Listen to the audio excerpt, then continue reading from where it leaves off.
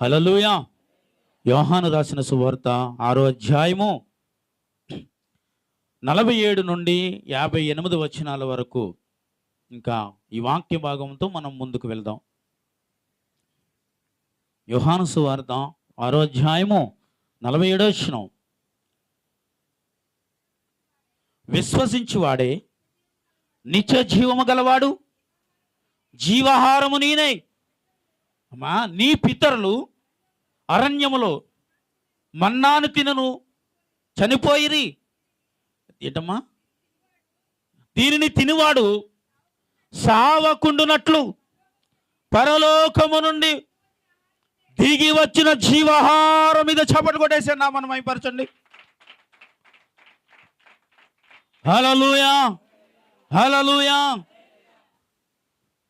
దేవుడు ఈ పూట మనకి కొన్ని విషయాలను వివరిస్తూ ఉండగా ఈ మాటను, ప్రభువా నా కొరక, నా బిడ్డల కొరక, నా సంఘము కొరక అంటే దేవుడి పూట మనకి తెలియజేస్తున్న ఈ విషయాలను బట్టి దేవుని సన్నిధిలో మనందరితో సంపూర్ణముగా దేవుడు మాట్లాడుతున్న మాట ఏమని మాట్లాడుతున్నాడో తెలుసా?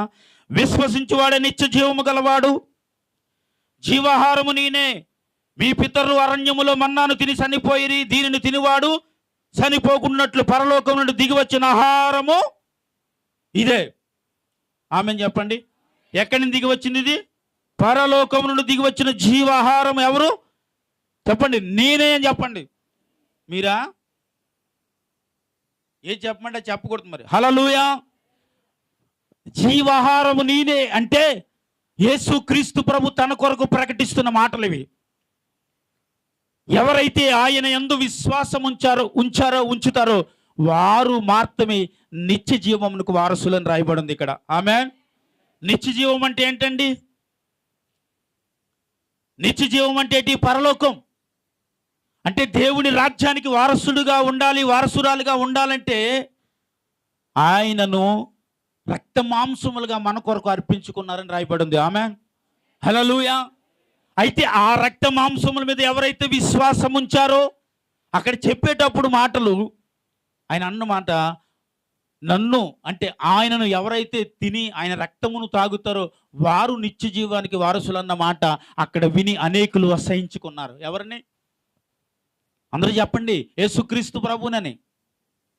యేసుక్రీస్తు ప్రభువుని ఆ మాట విన్నప్పుడు అందరూ అసహించుకున్నారు. ఎందుకంటే ఈయన మన కళ్ళ ముందు పుట్టినవాడు కాదా? వడ్లవాని కుమారుడు కాదా? ఈయన పరలోకం నుండి దిగి వచ్చానంటున్నాడేంటి? ఈయనను ఆహారంగా చేసుకుని తినమంటున్నాడు, ఆయన రక్తమును పానం చేసుకుని తాగమంటున్నాడేంటి? మన కళ్ళ ముందు పుట్టినవాడు, వడ్లవాని ఇంట్లో పుట్టినవాడు, ఈయన ఎక్కడి నుంచి పరలోకం నుండి దిగి వచ్చానంటున్నాడు? అబ్రహాము పుట్టక మునిపే పుట్టానంటున్నాడు అని ఆ చుట్టుపక్కల ఉన్న ప్రజలందరూ ఆ మాట యేసుక్రీస్తు ప్రభు మాట్లాడుతున్నప్పుడు వారందరూ ఇది ఆశ్చర్యపోతూ యేసుక్రీస్తు ప్రభుని అసహించుకుంటూ ఉన్నారు. యేసుక్రీస్తు ప్రభుని అసహించుకుని చాలా మంది లేచి అక్కడి నుంచి వెళ్ళిపోతూ ఉన్నారండి. అందరూ లేచి వెళ్ళిపోతున్నప్పుడు యేసుక్రీస్తు ప్రభు తన శిష్యులను చూసి, అంటే వారు ఏం చేసుకుంటున్నారంట? యేసుక్రీస్తు ప్రభు మీద సొనుగుకొనుచున్నారు. అది ఎవరు గ్రహించారంట? యేసుక్రీస్తు ప్రభు గ్రహించారు. ఆయన గ్రహించి అన్నమాట, మీరును నన్ను విడిచి వెళ్ళిపోవాలనుకుంటున్నారా? ఒకవేళ మీరు నన్ను విడిచి వెళ్ళిపోవాలి అని అంటే వారంటారు, మేము ఎక్కడికి వెళ్ళిపోగలం ప్రభా? నీవు నిత్య జీవ మాటల వల్ల. చప్పట్లు కొట్టేస్తే నా మనం అయిపరచాలి. నీవెవరివి? నిత్య జీవపు మాటలు గలవాడివి. అంటే దానికి అర్థం ఏంటి? పరలోకము నుండి దిగి వచ్చి బోధిస్తున్న బోధకుడివి. ఆమేన్. హల్లెలూయా. పరలోకము నుండి మా కొరకు ఈ భూమి మీదకి దిగి వచ్చి మా కొరకు, మా జీవితాల కొరకు, మా భవిష్యత్తుల కొరకు, మా బ్రతుకుల కొరకు, మేము చనిపోతే దేవుని రాజ్యానికి వెళ్ళటం కొరకు ప్రకటింపబడిన మాటలు కదా ఈ మాటలు. ఈ మాటను విడిచి మేము ఎక్కడికి పోగలము ప్రభువా? ఒక్కొక్కసారి అనిపిస్తూ ఉంటుందండి, దేవుడు ఒకవేళ విడిచిపెట్టేస్తే ఏమైపోతాం? దేవుడు మనల్ని విడిచిపెట్టేస్తే ఏమైపోతాం? దేవుడు అంటున్నాడు, నన్ను విడిచి మీకు వెళ్ళిపోవాలని ఉందా అని అడుగుతున్నాడు. అదేంటండి? దేవుణ్ణి విడిచిపెట్టి వెళ్ళిపోవాలి అన్న మాటలు ఎవరివి? అక్కడున్న ప్రజలవి. కానీ యేసుక్రీస్తు ప్రభు అంటున్న మాట, నన్ను విడిచి నీకు వెళ్ళిపోవాలని ఉందా? అసలు యేసుక్రీస్తు ప్రభు కొరకు తెలిసిన వ్యక్తి ఎవరైనా యేసయ్యను విడిచి వెళ్ళిపోతారా అండి? చెప్పాలి. వెళ్ళరు. ఎందుకంటే ఆయన ఎక్కడి నుండి దిగి వచ్చాడన్నారు వారు? పరలోకము నుండి దిగి వచ్చిన జీవాహారమును నేనే అన్నాడు. ఆమేన్, హల్లెలూయా. ఎక్కడి నుండి దిగి వచ్చాడండి? పరలోకము నుండి దిగి వచ్చిన జీవ ఆహారం, అంటే జీవానికి ఆహారము. ఆమేన్. జీవానికంటే నీ ఆత్మకు ఆహారము. చాలామంది ప్రభు వాళ్ళకి విలువెవరు. చాలామంది వెళ్ళాలంటే వచ్చే నెల తీసుకున్నా, ఏమైంది ఈ నెల ప్రభుత్వాలు తీసుకోకపోతే? ఆయన అంటున్న మాట ఏంటి తెలుసా? నా శరీరము తిని నా రక్తమును ఎవరైతే తాగుతాడో వారు మాత్రమే పరలోకములో వారసులుగా ఉంటారు. ఆమేన్, హల్లెలూయా. దాని పట్ల ఎవరైతే అశ్రద్ధ కలిగి, దాని పట్ల ఎవరైతే నిర్లక్ష్యము కలిగి ఉంటారో వారికి ఆ స్థానంలో చోటు లేదని అర్థం. ఆ రక్తమును త్రాగువారును, ఆ శరీరమును అనగా ఆ రొట్టెను ఎవరైతే తింటారో, క్రమము మానకుండా, క్రమము తప్పకుండా దేవుని సన్నిధిలో ఉంటారో వారిని అంటున్న మాట చెప్పండి, ఎక్కడికి? నా రాజ్యమునకు మీరు వారసులు. ఆమేన్, హల్లెలూయా. ఏమండి, దేవుని రాజ్యానికి వారసులుగా ఉండాలంటే ప్రార్థిస్తే సరిపోదు, ఉపవాసాలు ఉంటే సరిపోదు. దేవుని సన్నిధిలో క్రమముగా బ్రతకాలి. ఆమేన్. దేవుని సన్నిధిలో యథార్థంగా బ్రతకాలి. ఆమేన్.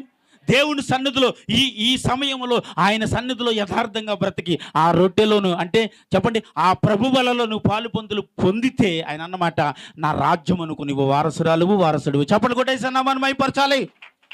హల్లెలూయా. ఆయన రాజ్యమునకు వారసులు కావాలంటే మనం ఉపవాసం ఉంటేనో ప్రార్థన చేస్తేనే సరిపోదు. ఆయన క్రమములో ఉండి ఆయన ప్రభు వలలో నువ్వు పాలు పొందులు పొందితే ఆయన రాజ్యములో ఉంటావు. ఇది నేను బోధిస్తున్న బోధ కాదు, యేసుక్రీస్తు ప్రభు బోధిస్తున్న బోధ. ఆమేన్, హల్లెలూయా. ఆయన బోధించే బోధ ఏంటిది? ఇదిగో నన్ను ఎవరైతే తింటారో, ఎవరైతే నన్ను తాగుతారో. ఎందుకు ఈరోజు అనేకులు రక్షణ పొందడానికి కారణం ఏంటండి? అనేకులు దేవుడి సన్నిధిలో ఉండటానికి కారణం ఏంటండి? అనేకులు దేవుడి మాటలు విని ఆ మాటకు లోబడి బ్రతకడానికి కారణం ఏంటండి? బ్రతికి ప్రభు బలలో పాలు పొందడానికి కారణం ఏంటంటే ఆయన రాజ్యములో నేను ఉండాలని. ఆమేన్, హల్లెలూయా. ఆయన రాజ్యములో నేను ఉండాలి, ఆయన రాజ్యంలో నేను బ్రతకాలి. ప్రభు నువ్వు వెళ్ళిపోవాలని కోరుకుంటుంటే ఎక్కడికి వెళ్ళాలి ప్రభు? నేను ఎక్కడికి వెళ్ళగలను? పేతురు అంటున్నాడు. అందులో శిష్యుల్లో ప్రధానుడు పేతురు, ఆవేశపరుడు పేతుడు, కోపం ఉన్న వ్యక్తి. అలాంటి ఒక వ్యక్తి కోపం లేకుండా అంటున్న మాట, ప్రభువా నేను ఎక్కడికి వెళ్ళిపోగలను? నిత్య జీవపు మాటలు గలవాడు ప్రభు. హల్లెలూయా. నీ దగ్గర ఏమున్నాయి చెప్పాలండి? నీ దగ్గర ఏమున్నాయి? నిత్య జీవపు మాటలు ఉన్నాయి ప్రభువా. అంటే నిత్య జీవపు మాటలు అంటే ఏంటండి? పరలోక సంబంధమైన మాటలు యేసుక్రీస్తు ప్రభు దగ్గర ఉన్నాయంట. ఆమేన్, హల్లెలూయా. అంటే యేసుక్రీస్తు ప్రభు మాట్లాడే ప్రతి మాట దేనికి సంబంధించింది? పర సంబంధమైన మాటలు. ఆమేన్. ఈరోజు క్రైస్తవులుగా పిలువబడుతున్న మనము, రక్షింపబడిన మనము, వారు మనసు పొందిన మనము, రక్షింపబడి మనం దేవుని సన్నిధిలో బ్రతుకుతున్న కొన్ని మాటలు మన నోటికి ఏం మాట్లాడుతాం మనకే తెలియదు. పనికిరాని మాటలు ఒక్కొక్కసారి మాట్లాడుతూ ఉంటాం. కానీ ఇక్కడ యేసుక్రీస్తు ప్రభు మాట్లాడే మాటయ్యా నిత్య జీవపు మాటలు గలవాడు అంటుంది. కాబట్టి నిత్య జీవు మాటలు వింటున్న మనము నిత్య జీవానికి చేరటానికి మన నోటి నుండి వచ్చే ప్రతి మాట కూడా అది పరలోకానికి సంబంధకరమైన మాటలు మాట్లాడుతూనే ఉండాలి. ఆమేన్, హల్లెలూయా. అంటే ప్రతి క్షణము మనం ఏముండాలయ్యా? దేవుణ్ణి స్మరిస్తూ, దేవుణ్ణి మాట్లాడుతూ, దేవుని మాటను వింటూ, ఆయనతో సహవాసం చేస్తూ, ఒకవేళ ప్రతిరోజు ప్రతి క్షణము ఆయన వాక్యమును వింటూ మనం బ్రతికితే దేవుని రాజ్యానికి సంబంధమైన ఒక వ్యక్తి అన్నాడు నిన్ను దేవుడు. ఆమేన్, హల్లెలూయా. మనం దేవుని రాజ్యానికి పనికొచ్చే వ్యక్తిగా బ్రతకాలంటే ముందు దేవుని రాజ్యానికి పనికొచ్చే వాక్యాన్ని జాగ్రత్తగా వినాలి. ఆమేన్, హల్లెలూయా. చెప్పండి, ఏ వాక్యాన్ని మనం వినాలి? దేవుని వాక్యమును వినాలి. అంటే ఇది దేనికి సంబంధించిన వాక్యం? ఇది పర సంబంధమైనదే, కానీ దేవుని దగ్గరికి చేర్చబడటానికి ఉపయోగకరమైనది. ఆమేన్, హల్లెలూయా. ఇది దేవుని దగ్గరికి తీసుకువెళ్ళటానికి ఉపయోగకరమైన మాటలు ఇవి. కాబట్టి దీనిని చాలామంది చదవరు, కాబట్టి దీన్ని చాలామంది ధ్యానించరు, కాబట్టి దీనిని చాలామంది చదివినట్లుగా ఉంటారు, చదివిన దానికి తగినట్టు బ్రతకరు. ఎందుకంటే ఈ మాటలు మనల్ని ఎక్కడికి చేర్చాయి అంటుందో తెలుసా? ఎక్కడికి చేరుతాయండి? ఎక్కడికి చేర్చుతాయమ్మా? దేవుని రాజ్యము దగ్గరికి అని చెప్పండి. హల్లెలూయా. దేవుని రాజ్యానికి చేర్చే మాటలంటివి, అంటే నిత్య జీవపు మాటలంటివి, అంటే ఆత్మ సంబంధమైన మాటలంటివి, దేవుని దగ్గరికి తీసుకెళ్లే మాటలంటివి. కానీ ఈ మాటలకు మనం ఒక్కొక్కసారి దూరం అయిపోతూ ఉంటాం, దేవుని సన్నిధికి దూరం అవుతూ ఉంటాం, దేవుని వాక్యానికి దూరం అవుతూ ఉంటాం, బైబిల్ చదివే విషయంలో దూరంగా బ్రతుకుతూ ఉంటాం. దేవుని వాక్యాన్ని ప్రతి దినము ఏం చేయాలి అంటే ధ్యానించాలి. అయ్యగారు కొంత స్లోగా అంటే పక్క వాళ్ళకి నిద్ర రాదు. హల్లెలూయా, హల్లెలూయా. ఏంటండి, దేవుని మాటలు మనం వింటే ఏమొస్తుందంటే నిత్య జీవానికి ఏమొస్తుందండి చెప్పాలి, మార్గము తెరవబడుతుంది. అంటే దేవునిగా దగ్గరికి వెళ్ళటానికి మార్గము తెరవబడటానికి ఉపయోగకరమైన మాటలు కాబట్టి చాలామంది ఈ మాటలకు భయం వేసి, ఈ మాటలు చదవలేక, ఈ మాటలకు బ్రతకలేక దూరంగా బ్రతుకుతూ ఉంటారు. హల్లెలూయా. కానీ నువ్వు వెళ్ళిపోవాలని కోరుకుంటున్నావు, నేను వెళ్ళను ప్రభువా. ఎందుకంటే నీ మాటల్లో ఏముందో తెలుసా, నిత్య జీవపు మాటలు ఉన్నాయి. ఆమేన్, హల్లెలూయా. నువ్వు మాట్లాడే మాటలో నిత్య జీవపు మాటలు ఉన్నవే. ఆయన మాట్లాడే ప్రతి మాట పరసంబంధమైన మాట అంటండి. ఎందుకంటే శరీర సంబంధమైన మాట యేసుక్రీస్తు ప్రభు ఎక్కడ మాట్లాడినట్లుగా రాయబడలేదు. ఆయన మాట్లాడే ప్రతి మాట పరసంబంధమైనది, ఆత్మ సంబంధమైన మాటలు. అనగా మన ఆత్మను బలపరిచే మాటలు. దేవుడు ప్రతి దినము వారిని బలపరుచుతూనే ఉంది. స్తోత్రం చెప్పాలి. హల్లెలూయా. కాబట్టి ఈ దినము దేవుడి వాక్యాన్ని వింటున్న మనం ఏం చేయాలో తెలుసా అండి, ఇవి నిత్య జీవ మాటలు కాబట్టి వీటిని జాగ్రత్తగా వినివారై ఉండాలి. ఆమేన్ చెప్పండి. హల్లెలూయా. ఈ మాటలు వినటమే కాదు, ఈ మాటలకు తగినట్టు బ్రతకాలి. ఈ మాటలు వినటమే కాదు, ఈ మాటలకు తగినట్టు జీవించాలి. ఈ మాటలు వినటమే కాదు, ఈ మాటలకు తగినట్టుగా యేసుక్రీస్తు ప్రభు ఎదుట నీ ప్రవర్తన కనిపించినట్లుగా బ్రతకాలి. చప్పట్లు కొట్టాలా. ఈ మాటలకు తగినట్లుగా నీ జీవితాన్ని యేసుక్రీస్తు ప్రభు దగ్గర నిన్ను నువ్వు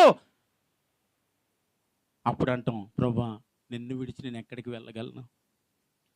నువ్వు విడిచిపెడితే నేను బ్రతకలేను, నువ్వు వదిలిస్తే నేను జీవించలేను, నువ్వు కాదంటే నేను బ్రతకలేను. వారందరూ ఒకవేళ ఆ సమయంలో యేసుక్రీస్తు ప్రభును విడిచి వెళ్ళిపోయి ఉంటే, వెళ్ళిపోయారు యేసుక్రీస్తు ప్రభును విడిచి అనటికంటే యేసుక్రీస్తు ప్రభు చనిపోయిన తర్వాత వెళ్ళారు వారు. యేసుక్రీస్తు ప్రభు మరణాన్ని చూసి భయముతో వెళ్ళారు వారు. యేసుక్రీస్తు ప్రభుని వేయబడిన సిలువ భయంకరమైన పరిస్థితులను చూసి వెళ్ళారు వారు. కానీ ఆయన ఆత్మస్వరూపుడే వచ్చి ఆ సమయంలో కూడా ఎవరిని విడిచిపెట్టలే చెప్పండి. వెళ్ళిపోయిన వారిని విడిచిపెట్టలేదు, మళ్ళీ ఆయన పని చేయటానికి వారిని బలపరిచారు. ఆయన వాళ్ళందరూ బలపడటానికి కారణం ఏంటో తెలుసా అండి, ఆయన ఈ భూమి మీద ఉండగా చెప్పిన నిత్య జీవపు మాటలే. చప్పట్లు కొట్టాలి అందరూ. హల్లెలూయా. ఆ 11 మంది శిష్యులు ఏదైతే ఉన్నారో వారిని ఆయన బతికి ఉండగా బోధించిన బోధే వారిని బలపరిచింది. స్తోత్రం చెప్పాలి. ఎందుకో తెలుసా, వారు యేసుక్రీస్తు ప్రభువుని వెంబడించిన వారు, ముఖ్యంగా ఆయన చేసిన కార్యముల మీద విశ్వాసమును ఉంచి వారు కూడా ఆ మరణము తర్వాత పరిశుద్ధాత్మ దేవుడిగా వారిని వాడుకోవడం మొదలుపెట్టిన తర్వాత వారు రికార్డ్ బ్రేక్ చేశారు. దేవునికి స్తోత్రం చెప్పాలి. అంటే ఏంటి చెప్పాలి, ఇంకా అనేకమైన ఆత్మల భారముతో యేసుక్రీస్తు ప్రభు ఉన్నప్పుడు రక్షింపబడిన వారికంటే యేసుక్రీస్తు ప్రభు చనిపోయిన తర్వాత ఇంకా వేల ఆత్మలు రక్షింపబడటానికి ఉపయోగపడ్డారు వాళ్ళు. ఆమేన్, హల్లెలూయా. యేసుక్రీస్తు ప్రభు మరణమైపోయిన తర్వాత, ఆయన ఆత్మ వాడబడిన తర్వాత వేల సంఖ్యలో ఆత్మలు రక్షింపబడటానికి ఉపయోగకరమైంది ఏంటండి, దేవుని ఆత్మే. ఎందుకంటే ఆ ఆత్మ మీద వారు ఏం చేశారయ్యా చెప్పండి, ఆ ఆత్మ మీద వారు ఏం చేశారంటే ఆనుకుని వారు ముందుకు వెళుతున్నారు. దేవుని ఆత్మచేత వారు వాడబడుతున్నారు. కాబట్టి అక్కడ అనేకులను రక్షించడానికి ఉపయోగకరమైన వ్యక్తులుగా వాడబడ్డారండి. చెప్పాలి. ఆమేన్. యేసుక్రీస్తు ప్రభు మరణమైన తర్వాత అండి మేడగదిలో 120 మంది కూడుకుని ఉపవాసం ఉండి కన్నీళ్లు విడిచి ప్రార్థన చేస్తున్న సమయంలో అక్కడికి పరిశుద్ధాత్మ దేవుడు వచ్చి వారు అందరినీ తాకినప్పుడు, అక్కడ అనేకులు దేవుని ఆత్మతో నింపబడినప్పుడు అక్కడ జరిగిన అద్భుతం ఏంటో తెలుసా అండి, పేతురు లేచి నిలబడి వాక్యాన్ని బోధిస్తున్నప్పుడు ఇంచుమించు రాయబడిన మాట 3000 మంది రక్షింపబడ్డారు. గట్టిగా చప్పట్లు కొట్టాలా. హల్లెలూయా. ఏమండి, 3000 మంది రక్షింపబడటానికి అక్కడ వాడబడింది పేతురు. అయితే అక్కడ వాడుకున్నది మొత్తం యేసుక్రీస్తు ప్రభు. మరొకసారి చప్పట్లు కొట్టాలి. ఈరోజు నువ్వు ఒకవేళ విశ్వాసము ఉంచగలిగితే నీ ద్వారా అనేకులను దేవుడు రక్షించటానికి ఉపయోగకరంగా నిన్ను నిలవబెట్టబోతున్నాడు. గట్టిగా ఆమేన్ చెప్పు చప్పట్లు కొట్టాలా. గట్టిగా ఆమేన్ చెప్పు చప్పట్లు కొట్టాలా. దేవుడి పనిలో వాడబడాలనుందా? దేవుడి పనిలో నువ్వు గెలవాలనుందా? దేవుడి పనిలో నువ్వు ముందుకు వెళ్ళి అనేక ఆత్మలు రక్షించాలని నీకు ఉంటే దేవుడి కొరకు నిలబడు, దేవుడి కొరకు వాడబడు. అవిశ్వాసంలోనికి వెళ్ళొద్దు. ఎందుకంటే నిత్య జీవపు మాటలు బోధించడానికి ఈరోజు నువ్వు కూడా వాడబడాలి. ఆమేన్ చెప్పాలి. ఆమేన్, హల్లెలూయా. ఏం చేయాలండి? ఆయన మాటలు వివరించడానికి, ఆయన మాటలు బోధించడానికి. ఇది ప్రతి ఒక్కరికి లేని ధన్యత దేవుడు నీకు నాకు ఒకవేళ ఇస్తే ఈ ధన్యతను కోల్పోవద్దు, విడిచిపెట్టొద్దు, నేను చేయలేను అనొద్దు.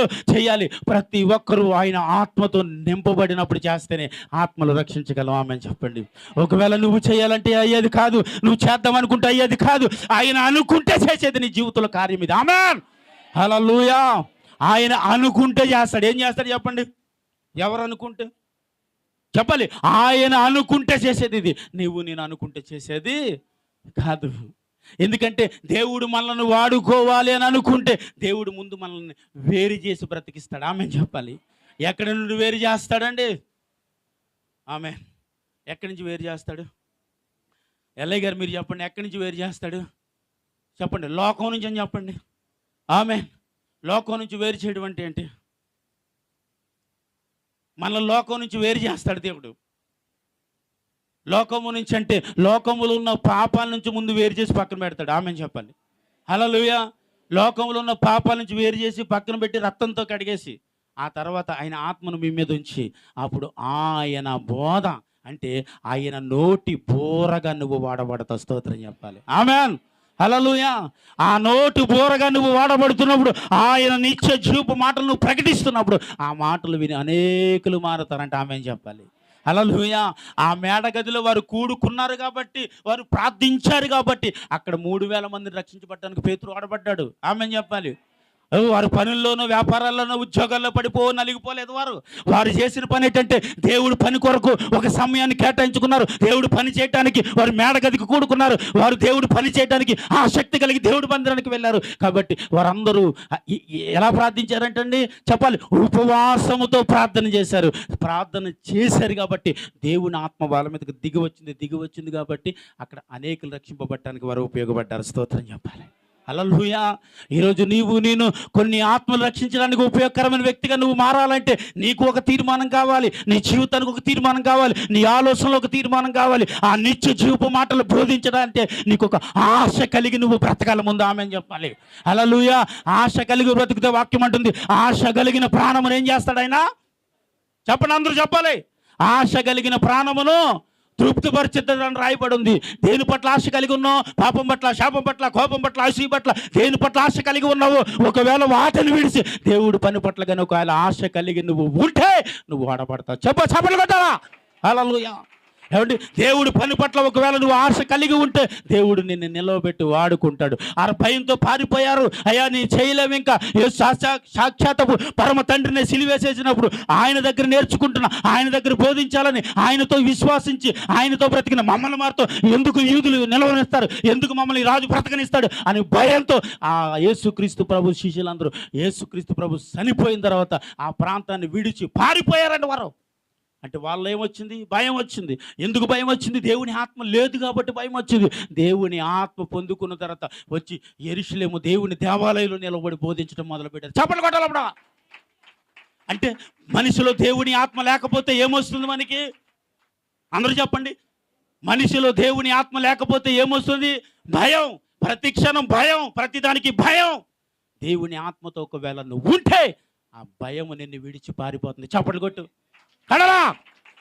దేవుని ఆత్మ నీలో ఉంటే ఆ భయము నిన్ను చూసి పారిపోతుంది బిడ్డ. ఆ విశ్వాసం నిన్ను చూసి పారిపోతుంది బిడ్డ.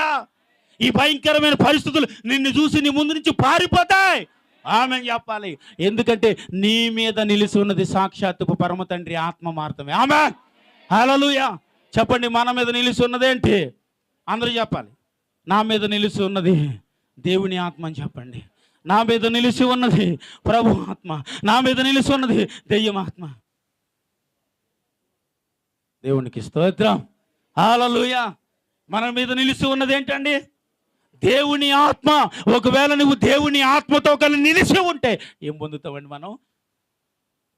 చెప్పండి. నిత్య జీవపు మాటలు వినటానికి చెవులే ఉపయోగకరంగా ఉంటాయి. ఆమె చెప్పాలి. దేవుడి మాటలు వినటానికి చెవులు తొందరపడతామని చెప్పాలి. దేవుని మాటలు మాట్లాడటానికి నోరు తొందరపడతామని చెప్పాలి.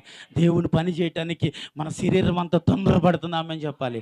దేవుడి పనిలో ఉండాలని మనిషి అరికాలు మొదలుకు నడినెత్తి వరకు దేవుడి పనిలో ఉండాలని ఒక తొందరపాటు పుడతా ఉంటుంది ఆమె చెప్పాలి. ఆమె పనికిరాని వాటికి తొందరపడిపోతూ ఉంటాం. ఒక్కొక్క మాట మాట్లాడటానికి తొందరపడుతూ ఉంటాం. అయ్యో ఈ మాట అనకుండా ఉంటే బాగుంటుందని ఒక్కొక్కసారి అనిపిస్తుంది. కాదో ఇలాంటి విషయంలో తొందరపాటు పడొద్దు. దేవుని పని చేసే విషయంలో మాత్రం తొందరపాటు కలిగి బ్రతకాలి నువ్వు. ఆమె హల్లెలూయా చెప్పండి. దేవుడు పని చేసే విషయంలో ఏమై ఉండాలి? తొందరపాటు అంటే ఇంకేమీ ఆలోచించేది ఏమి ఉండదండి. ఎందుకో తెలుసా? ఇప్పుడు చాలామందిని సేవ చేయమని అన్నాం అనుకో, అంటే నాకు తెలుసున్న వ్యక్తులు కొంతమంది కోసం చెప్తాను. వాళ్ళనే మాట ఏంటో తెలుసా? కొన్ని అప్పులు ఉన్నాయండి, ఈ అప్పులన్నీ తీరిపోయిన తర్వాత తప్పకుండా దేవుడి దగ్గరికి వస్తానండి. కొన్ని మా పరిస్థితులు బాగోలేదండి, కొన్ని ఇల్లు కట్టుకుంటున్నామండి, పెళ్లి చేసుకుంటున్నామండి, ఇవన్నీ అయిపోయాక దేవుడి పని చేస్తానండి. నా పిల్లలు చిన్న పిల్లలు అప్పుడండి భయంకరమైన అప్పుల్లో మునిగిపోయినప్పుడు దేవుని సేవలోకి వచ్చేసాను. ఆమె హల్లెలూయా. ఏంటో తెలియదు. నా భార్య కానీ నేను కానీ అయ్యో ఈ అప్పులన్నీ తీరాక అప్పటికే మాకు దగ్గర ₹1,00,000 దాటి అప్పు ఉంది. ఆ ₹1,00,000 అప్పు చాలండి. అప్పుడు ఆ ₹1,00,000 అంటే దగ్గర ₹5-6 లక్షల అప్పు ఉన్నప్పుడు ఎంత భయంకరమైన పద్ధతిలో ఉన్నానో అలా ఉన్నాను ఆ రోజు. అప్పులొడొత్తు దాక్కునే పరిస్థితిలో నేను ఉన్నప్పుడు, ఆ భయంకరమైన అప్పులలో నేను ఉన్నప్పుడు, నా బిడ్డను చదివించుకోలేని పరిస్థితిలో నేను ఉన్నప్పుడు, నా కుటుంబాన్ని నేనే పోషించుకోలేని పరిస్థితిలో నేను ఉన్నప్పుడు, ఏమీ ఆలోచించకుండా దేవుడు పిలిస్తే సేవకొచ్చాను. ఈరోజు ఎవరినైనా అయ్యా దేవుని సేవ చెయ్యండి, దేవుడు పని చేయండి అంటే ఈ సమస్యల నుంచి బయటికి రానివ్వండి, ఈ అప్పుల బాధ నుంచి తీరనివ్వండి, ఈ పరిస్థితుల నుంచి మేము ఒకవేళ బయటకు వస్తే తప్పకుండా దేవుడు పని చేస్తామండి, మొఖం చేస్తాం. ఇంకా అప్పుడేం చేస్తాం? ఉన్నదంతా అయిపోయిన తర్వాత అప్పటికే ఆరోగ్యాన్ని కోల్పోతావు, అప్పటికే ప్రార్థించే శక్తిని కోల్పోతావు, అప్పుడే ఉపవాస జీవితాన్ని కోల్పోతావు, అప్పటికే పరిశుద్ధతను పవిత్రతను కోల్పోతావు. ఇంకేంటి నువ్వు నేను చేసేది? నా ముఖం. ఒకవేళ నువ్వు దేవుడు పిలిచినప్పుడే నువ్వు చేయగలిగితే దేవుని చేత నువ్వు వాడబడతావు. చపలు కొట్ట హల్లెలూయా. దేవుడు పిలిచినప్పుడే ఒకవేళ వెంటనే దేవుడికి నిన్ను నువ్వు అప్పగించుకుంటే, దేవుడు పిలిచిన వెంటనే దేవుడు పనికి నిన్ను నువ్వు అప్పగించుకుంటే, దేవుడు పిలిచిన వెంటనే ఇంత వయసు నుంచి దేవుళ్ళో ఏం చేశాడు? వాడుకున్నాడా లేదా అండి? అప్పగించుకున్నాడు కాబట్టి వాడుకున్నాడా, లేకపోతే పర్వాలేదులేని నిర్లక్ష్యం చేస్తే వాడుకున్నాడా? పర్వాలేదులేని నిర్లక్ష్యం చేసిన ఏలీ కుమార్ని తీసుకొచ్చి బయట పాడేశాడు. దేవుడికి స్తోత్రం చెప్పాలి. వారు దేవుడు పని చేయడానికి తీర్మానం చేసుకున్న కుటుంబంలోంచి వచ్చిన బిడ్డలు వారు. దేవుడి పని నేను చేయాలని అనుకున్న కుటుంబం నుంచి వచ్చిన వారు. కానీ వారు దేవుడి పట్ల నిర్లక్ష్యంగా ఉన్నారు కాబట్టి బయటికి నెట్టాడు దేవుడు. ఏమీ తెలీదు. చిన్న వయసు నుంచి సేవకుడితో ఉండి, సేవకుడి చేతుల మీద నీళ్ళేసి బ్రతికేస్తుంటూ, పరిచయం చేస్తుంటే, సేవకుడు బట్టలు ఉతికేస్తుంటే, సేవకుడికి వంట చేసి పెట్టేస్తుంటే, దేవుడు పరిచయం చేసేసిన ఆ చిన్న బిడ్డను వాడేసుకున్నాడు. స్తోత్రం చెప్పండి. హల్లెలూయా. ఆ చిన్న బిడ్డను దేవుడు వాడేసుకున్నాడండి. ఎందుకని? కాలు మీద కాలు వేసుకుని కూర్చుంటే కాదు, ఆ సేవకుడి దగ్గర పరిచర్య చేస్తే, దేవుడు సన్నిధిలో నిలబడితే, కూర్చుంటే, రాత్రులు పగలు మొర్ర పెడితే వాడుకున్నాడు. దేవుడి పని మనం చెయ్యాలని ఒక ఆశ మనలో ఉంటే వాడుకుంటాడు. పర్వాలేదు తర్వాత చేద్దాం, ఎప్పుడో చేద్దాం, సమస్యలన్నీ తీరిన తర్వాత చేద్దాం. సమస్యలన్నీ తీరిన తర్వాత చేసేవాడు ఆత్మ సంబంధమైన ఆలోచన ఉన్న వ్యక్తులు కారు. నేను అనుకున్నాను, ఆ సేవలోకి వచ్చిన తర్వాత అమ్మో ఈ సమస్యలన్నీ ఎలా తీరుతాయి, ఇవేమీ ఆలోచించకుండా సేవ మొదలుపెట్టిన తర్వాత సంవత్సరం తర్వాత నా భార్య నేను ఆలోచించాం. ఆ సంవత్సరానికి ఈ అప్పులన్నీ తీరిపోయినాయి. ఆమె చెప్పాలి. ఈ సంవత్సరానికి అప్పులన్నీ తీరిపోయినాయి. ఎలా తీరిపోయినాయో, 150-200 రూపాయలు కానుకలు వస్తుంటేనే అప్పులన్నీ తీరిపోయినాయి. నాకు అప్పులన్నీ తీరిపోయినంత ప్రశాంతంగా కూర్చుని, ప్రభువా ఏంటి మరి ఈ సమస్యలన్నిటిలోనే నీ సేవ నేను మొదలుపెట్టాను కాబట్టి ఆ సమస్యలన్నీ తీసి నన్ను బయటికి తీసుకొచ్చావు ప్రభువా, నీకు స్తోత్రం. ఆమేన్. హల్లెలూయా.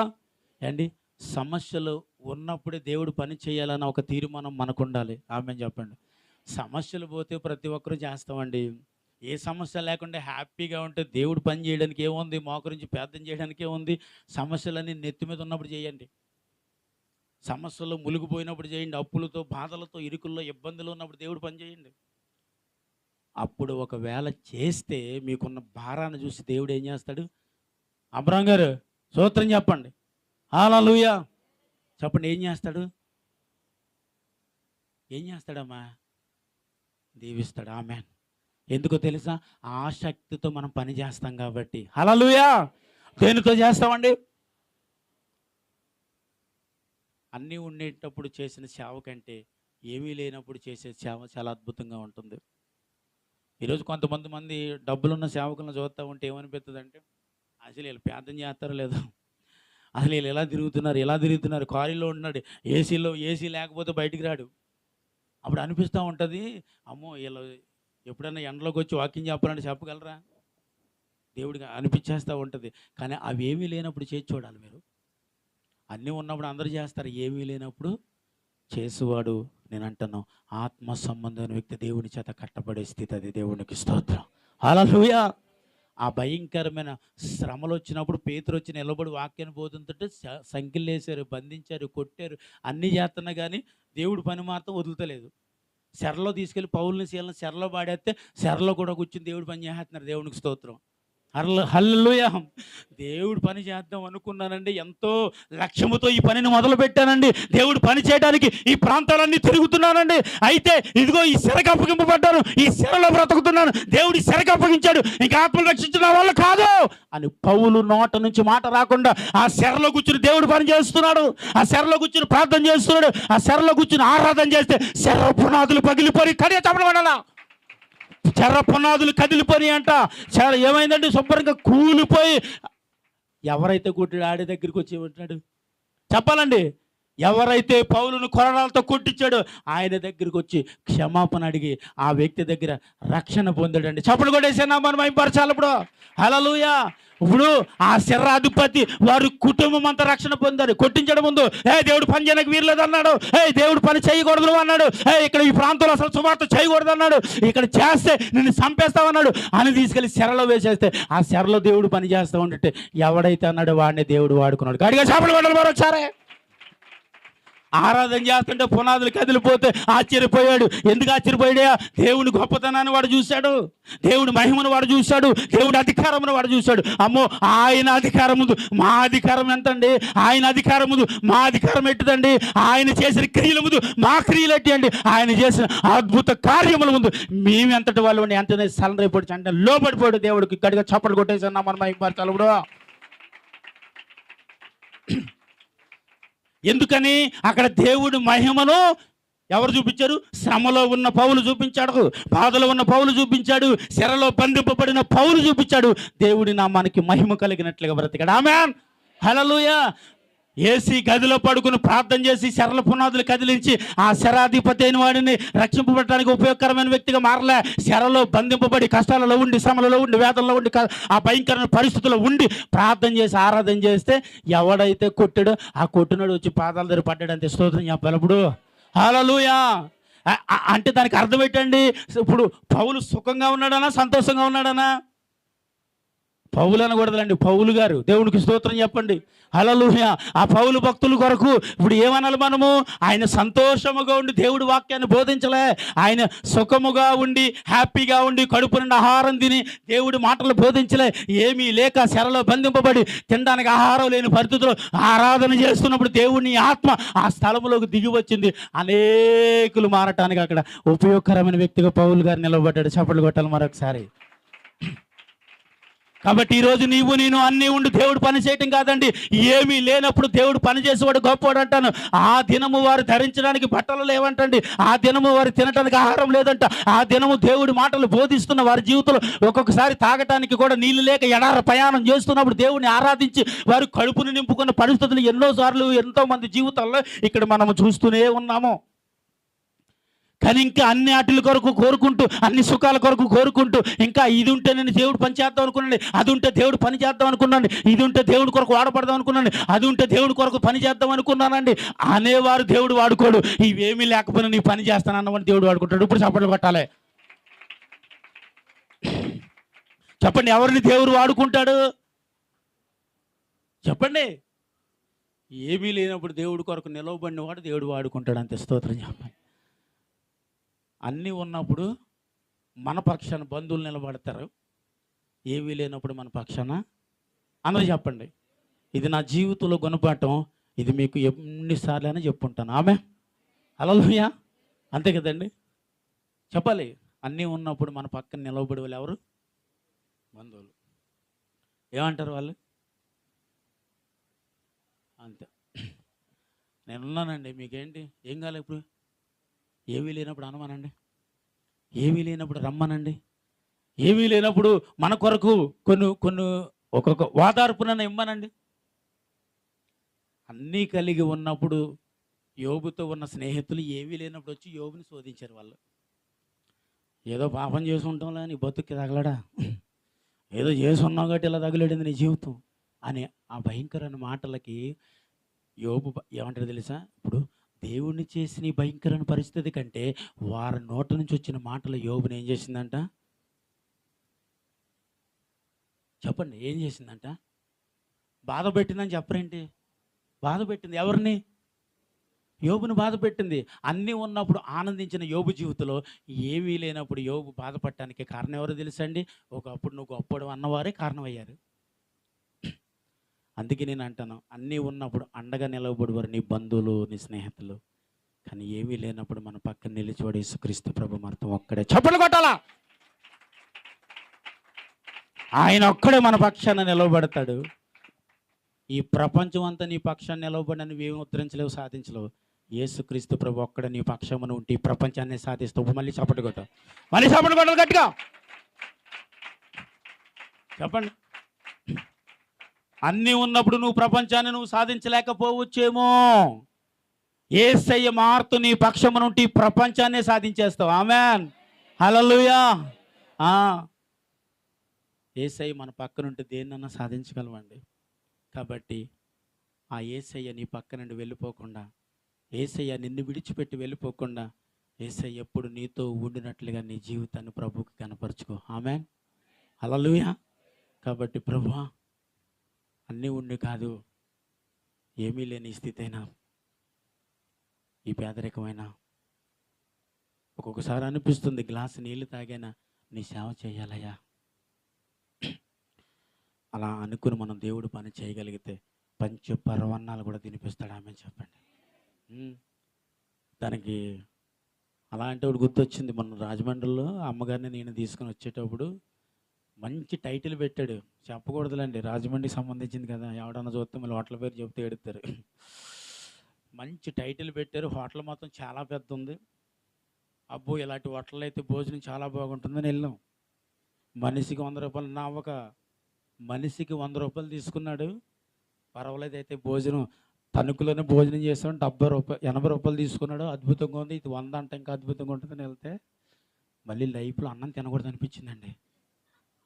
పప్పు తినకూడదు, పప్పు ఎప్పుడు ఇంక లైఫ్లో తినకూడదు, సాంబార్ ఎప్పుడు ఇంక లైఫ్లో వేసుకోకూడదు, దొండకాయ కూర ఎప్పుడు లైఫ్లో తినకూడదు అనిపించేటట్టుగా వండాడు. ఎంత ఎంత బాగా వండాడు.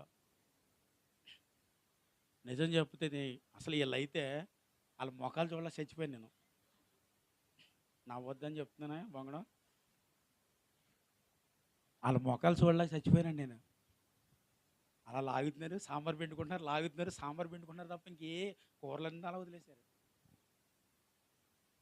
వాడికి అర్థమైపోయింది యేసువాడికి వీళ్ళకి ఏమీ నచ్చలేదని. వెనక్కి వెళ్ళిపోయి గోడ నిలబడ్డాడు. నేనే కాకేసి చేయించుకుంటున్నానండి అన్నీ. ఏం చేస్తాం? అప్పుడు నేను అన్నాను, ఎలా ఉన్నాయి భోజనాలు అంటే, దీని మీద మా అమ్మ చేతి వంట బాగుంది అంటుంది ఈ బొంగడం. దీని పేరు ఏంటి? కీర్తన. మా అమ్మ వంటకి ఎన్నోసార్లు పేరు పెట్టారు అని ఏడుతుంది. ఎన్నోసార్లు అంటే మన అమ్మ చేతి వంట రుచి తెలియాలంటే ఏం తినాలా? అప్పుడప్పుడు అదనమాట అనిపించింది. ఇలాంటి హోటల్లో తీసుకొచ్చి ఇలా అందరినీ కూర్చోబెడితే అమ్మ అంటే ఏటో తెలుస్తుంది అనిపించింది. దేవునికి స్తోత్రం, హల్లెలూయా. అమ్మ చేతి వంట ఏటో తెలియాలి అంటే ఆ హోటల్కి తీసుకెళ్ళాం అనుకోండి, ప్రతి బిడ్డ అమ్మను ప్రేమిస్తారు. ఆమేన్, హల్లెలూయా.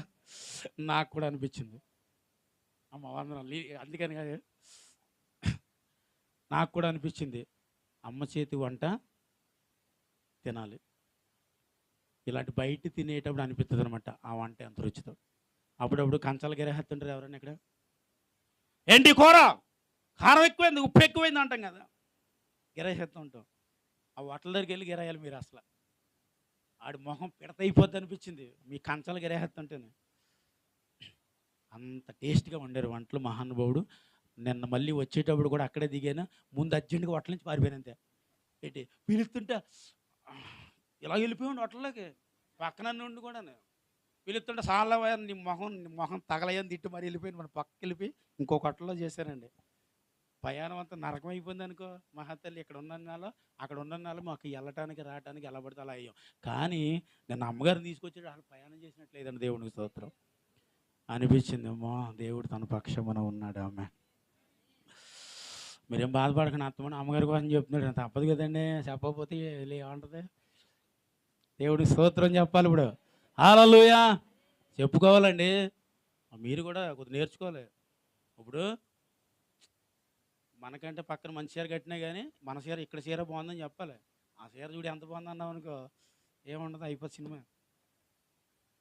బయటకు వచ్చిన తర్వాత ఎంత రుచికరమైన కూర కర్రీస్ మీరు బిర్యానీ తిన్నా కానీ నువ్వు వండే బిర్యానీ మీద ఎంత అనకపోతే కొంప కొల్లేరా వద్దు. దేవునికి స్తోత్రం. అండ్ అంతేనా? అనుభవాలు ఏమైనా ఉన్నాయి లేవా? అబ్బో ఇలాంటి అనుభవాలు మనకు తప్పకుండా ఉంటుంటాయి సార్ అప్పుడప్పుడు. ఏంటి అనకపోయామా, ఇంకా అక్కడికి వెళ్ళి వండించుకోండి, దాంతో వండించుకోండి అండి. అబ్బో ఇంకా అక్కడికి వెళ్ళిపోవాలంట, ఇంకెలా ఉండరు.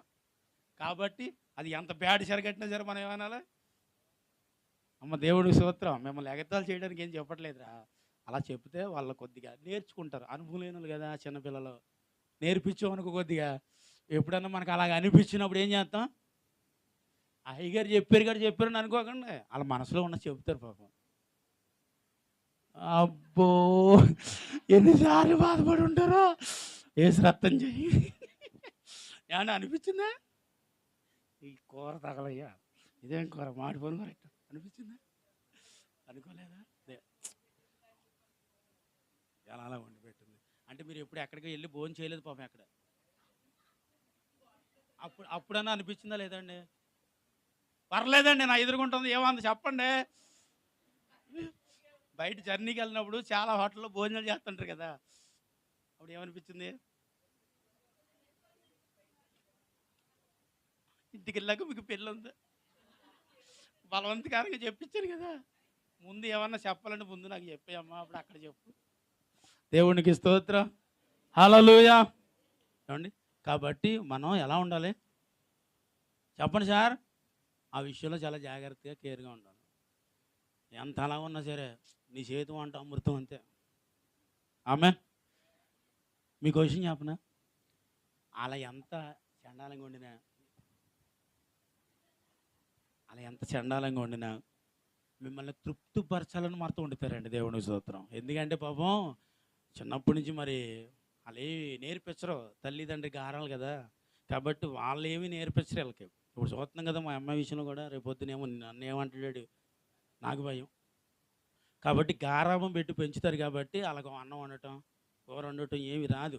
కాకపోతే భర్తను పాపం ఎలాగైనా సరే ఈ వంట చెయ్యాలి, ఎలాగైనా వండించాలి, ఆయన దగ్గర బాగుందని మంచి మార్కులు కొట్టాలని వారు ప్రయత్నాలు చేస్తారు. బాగోపోయినా అప్పుడు మనం వాళ్ళకు 100 మార్కులు వేసేయాలి. వేయకపోతే మన జీవితంలో మార్కులే ఉండవు మనకి.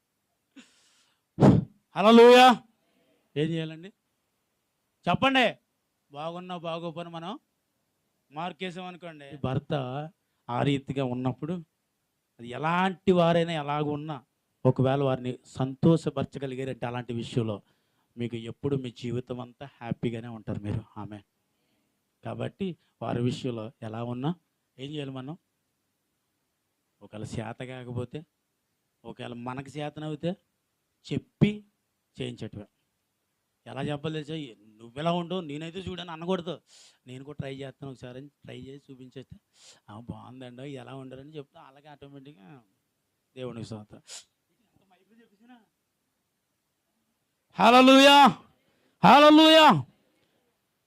ఇప్పుడు నేను ఏ ట్రాఫిక్లో ఉన్నానా? ట్రాఫిక్ మర్చిపోయానండి, భార్య భర్తల దగ్గరికి వచ్చాను. దేవునికి స్తోత్రం చెప్తాం. ఒక్కసారి మీ బైబిల్ తెరవండి. యోహాను సువార్త 5వ అధ్యాయము 24వ వచనం ఒకసారి చదవండి. 5వ అధ్యాయము. నా మాట విని నన్ను పంపిన వాని యందు విశ్వాసముంచువాడు నిత్య జీవము గలవాడు, వాడి తీర్పులోనికి రాక మరణములో నుండి జీవములోనికి దాటి ఉన్నాడని నీతో నిత్యముగా చెప్పుచున్నాను. చప్పట్లు కొడదామా? హల్లెలూయా. నా మాట విని నన్ను వెంబడించి నా మీద విశ్వాసం ఉంచిన వాడు ఎక్కడుంటాడు చెప్పాలండి. అందుకే యేసుక్రీస్తు ప్రభు శిష్యులు వారిని విడిచి వెళ్ళిపోలేదు. ఆమెన్ చెప్పాలి. హల్లెలూయా. ఆ మాటలు నిత్య జీవపు మాటలు ప్రభువా అని అన్నారు కాబట్టి వారు ఏం చేశారండి చెప్పాలి, ఆయన యందు నిలిచి ఉన్నారు. ఆమెన్. హల్లెలూయా. అంటే అందుకే ప్రభువా వెళ్ళిపోతావు అని అడిగినప్పుడు నేను ఎక్కడికి వెళ్ళగలను ప్రభువా, నిత్య జీవపు మాటలు గలవాడివి. ఆమెన్. హల్లెలూయా. ఆ నిత్య జీవపు మాటలు ఆయన దగ్గర ఉన్నాయి కాబట్టి వారు విడవక వెంబడించారు కాబట్టి ఆ నిత్య జీవపు మాటలు ఆయన ఆత్మ వారిలోకి వచ్చిండు, మళ్ళీ ఇతరులకు వారు అందించారు. అంతే. స్తోత్రం చెప్పండి. హల్లెలూయా. ఇతరులకు వారు అందించారు కాబట్టి అక్కడ అనేకులు రక్షింపబడటానికి కారణమైంది. ఆమేన్. హల్లెలూయా. అంటే మనం ఇప్పుడు నిత్య జీవపు మాటలు అంటే ఏంటి ఇప్పుడు చెప్పండి? ఎక్కడున్నా నిత్య జీవపు మాటలు? నేను రెండు విషయాలు చెప్పనా. ఒకటి ఇదిగో ఏంటిది, దీన్ని ఏమంటాం? పరిశుద్ధ గ్రంథము, జీవ గ్రంథము. ఏమండి? ఈ పరిశుద్ధ గ్రంథములో ఆయన నిత్య జీవపు మాటలు ఉన్నది. రెండోది ఇక్కడ నుండి బోధిస్తున్న ఈ బోధలో ఉన్న స్తోత్రం చెప్పాలి. హల్లెలూయా. బోధిస్తున్న ఈ బోధలో ఉన్నవి. అయితే ఈ నిత్య జీవపు మాటలు అలా అలా మీ దగ్గరికి వస్తున్నప్పుడు వాటిని జాగ్రత్తగా మీరు చెప్పండి ఎక్కడ భద్రం చేయాలి? హృదయాలలో వాటిని భద్రం చేయాలి. విని విడిచిపెట్టకూడదంట. వాక్యమును విని గైకొడువాడు ధన్యుడు. ఆమె చెప్పండి. హల్లెలూయా. వాక్యాన్ని విని గైకొని వారు ఎవరండి? అంటే ఏంటి? ధన్యత. అది ఏం ధన్యత? అక్కడికి వెళ్ళే ధన్యత. స్తోత్రం చెప్పాలి. దేవుని రాజ్యమునకు వెళ్ళే ధన్యత ఇది. ఆ ధన్యతలో మనం ఉండాలంటే వాక్యాన్ని వినేటప్పుడు అటు ఇటు చూడకూడదు, ఎవరితో మాట్లాడకూడదు, నా వైపు చూస్తూ ఆ వాక్యాన్ని వింటూ మీ హృదయంలోనికి చెప్పాలి పంపించేయాలి. పంపించేసిన తర్వాత ఇంటికి వెళ్ళిపోతాం కదా. ఇంటికి వెళ్ళిన తర్వాత ఏం చేయాలి? ఇప్పుడు ఇక్కడ రెఫరెన్స్ రాసుకున్నారు కదా, ఆ రాసిన రెఫరెన్స్ మళ్ళా తీసి దాన్ని ఏం చేయాలి? జ్ఞానము చేయాలి. ఆమె చెప్పండి. ఆ వాక్యమును బోధిస్తున్నప్పుడు సంఘాలు ఏం చేసినాయంటే పౌలు గారు బోధించేటప్పుడు ఆ లేఖనములు సరైనవో అలా ఉన్నవో లేదని వారు పరిశోధించుకున్నారని రాయబడి ఉంది. మరి నేను బోధించేది అసలు కరెక్టో కాదో, నిజం చెప్తున్నానో అబద్ధం చెప్తున్నానో తెలియాలంటే మీరు ఇంటికి పోయి ఆ వాక్యాన్ని మళ్ళీ చదివి అది సత్యమో అసత్యాన్నో మీరు తెలుసుకోవాలి. తెలుసుకునేటప్పుడు దేవుడు మనతో మాట్లాడతాడు. ఆమె చెప్పండి. హల్లెలూయా. ఆర్ఆర్కే మూర్తి గారు ఎంతమందికి తెలుసు? మీకు తెలుసు. ఇంకెవరికి తెలియదండి? నీకు తెలుసు. ఆర్ఆర్కే మూర్తి గారు అంటే మొట్టమొదటగా రేడియో ప్రసంగికులైన, రేడియోలో దేవుని సువార్తను అందించేవారు. మా అత్తయ్య గారు కూడా, వీళ్ళ అమ్మగారు కూడా ఆ మాటలు విని ఆమె కూడా మారు మనసు పొంది రక్షణ పొందారు. ఆ రోజుల్లో దేవుని సువార్త రేడియోల ద్వారా వినేవారు. ఆర్ఆర్కే మూర్తి గారు ఒక బ్రాహ్మణ కుటుంబంలో జన్మించిన వ్యక్తి. అయితే అప్పుడులో క్రైస్తవులు వచ్చి ఇక్కడ పనులు చేస్తూ ఉండేవారు, మన అందరికీ తెలుసు. అయితే కొన్ని మిషనరీలు ఇక్కడికి వచ్చి మన దేశంలో దేవుని సువార్తను అందించేవారు. ఆ మిషనరీలు దేవుని సువార్త అందించేటప్పుడు వాడికి తెలుగు రాక ఆర్ఆర్కే మూర్తి గారికి గౌరవించి, ఇదిగో మేము బోధిస్తున్న ఈ బోధ ఇంగ్లీష్లో బోధిస్తుంటే వాళ్ళకి అర్థం కావట్లేదు, కాబట్టి అప్పట్లో బాగా చదువుకున్న వ్యక్తి ఆయన, కాబట్టి నువ్వు ట్రాన్స్లేషన్ చేయాలి ఇంగ్లీష్ నుంచి తెలుగు అని ఆయన తీసుకొచ్చినప్పుడు, ఆయన బాగా బ్రాహ్మణ కుటుంబంలో జన్మించినవాడు కాబట్టి దానికి సంబంధించిన గ్రంథాలు బాగా చదివే అలవాటు ఉన్న వ్యక్తి కదా. అయితే యోహాను సువార్త నుంచి కానీ మొత్తం దేవుని కొత్త నిబంధనలో నుంచి యేసుక్రీస్తు ప్రభు కొరకు వారు సువార్త ప్రకటిస్తున్నప్పుడు తెలుగులో ట్రాన్స్లేషన్ చేస్తూ ఉండేవారు. ఆయన తెలుగులో ట్రాన్స్లేషన్ చేసేటప్పుడు ఆ నిత్య జీవం కొరకు, దేవుని రాజ్యం కొరకు, చనిపోతే ఎక్కడికి వెళ్తాం, ఇవన్నీ ఆయన బోధిస్తున్నప్పుడు ఇదేంటి నేను ఎన్నో గ్రంథాలు చదివాను కదా, ఈ గ్రంథంలో ఎలా ఉన్నాయి ఏంటి, ఇతను పరిశుద్ధుడు అంటున్నారేంటి, ఇతను నిత్య జీవానికి నడిపించడానికి వారసుడు అంటున్నారేంటి అని ఆయన ఇంటికి వెళ్ళి ఆ బైబిల్ ధ్యానించడం మొదలుపెట్టాడు. స్తోత్రం చెప్పాలి. హల్లెలూయా. ఆయన ఆ బైబిల్ ధ్యానించడం మొదలుపెట్టి అసలు నిజమైన దేవుడు యేసుక్రీస్తు ప్రభువే కాదు అని ఎలాగైనా సరే వీళ్ళందరికీ తెలియచేయాలని మొదలుపెట్టినవాడు. అసలు నిజమైన దేవుడే ఇతనని ఒప్పింపజేసేటట్టుగా దేవుడు వాడుకున్నాడు. చప్పట్లు కొట్టండి.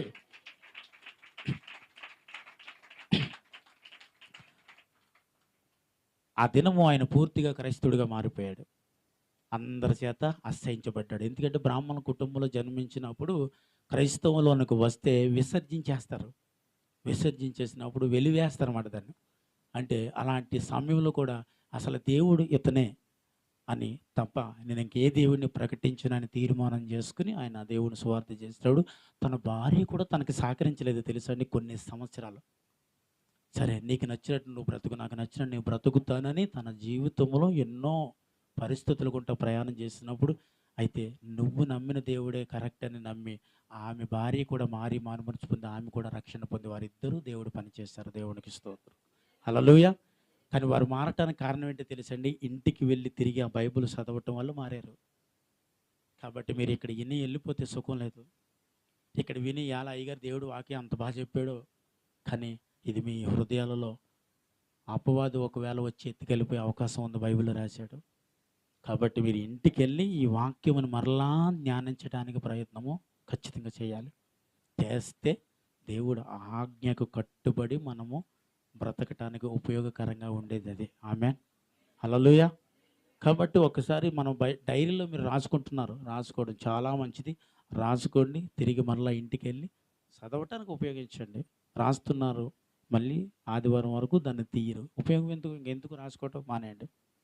లేదు నేను రాస్తున్నాను, మళ్ళీ తిరిగి నేను వెళ్ళి దానిని ధ్యానించాలి అని అనుకుంటేనే డైరీలు వాడండి, రాసుకోండి. తిరిగి గృహాలకు వెళ్ళి ఆ వాక్యాలు ధ్యానం చేయడానికి ప్రయత్నం చేయండి. చేయగలిగినప్పుడు ఆర్ఆర్కే లాంటి మూర్తి లాంటి గొప్ప బ్రాహ్మణ కుటుంబం మారారంటే, ఇలాంటి ఎన్నో కుటుంబాలు ఈ భూమి మీద ఉన్న వారిని మారాలి అంటే మీరందరూ కూడా దీనిలో దేవుని పనిలో ఆసక్తితో పని చేయాలి. చేస్తేనే అలాంటి కుటుంబాలు ఎన్నో మారుతాయి. నువ్వు మారి నేను మారాను అని అనుకుంటూ సుఖలేదు. అనేకులు మారటానికి మనం వాడబడాలి, ఉపయోగకరంగా ఉందుముగాక. ఆమేన్. మోకరించండి, ప్రార్థన చేసుకుందాం. సకల ఆశీర్వాదములకు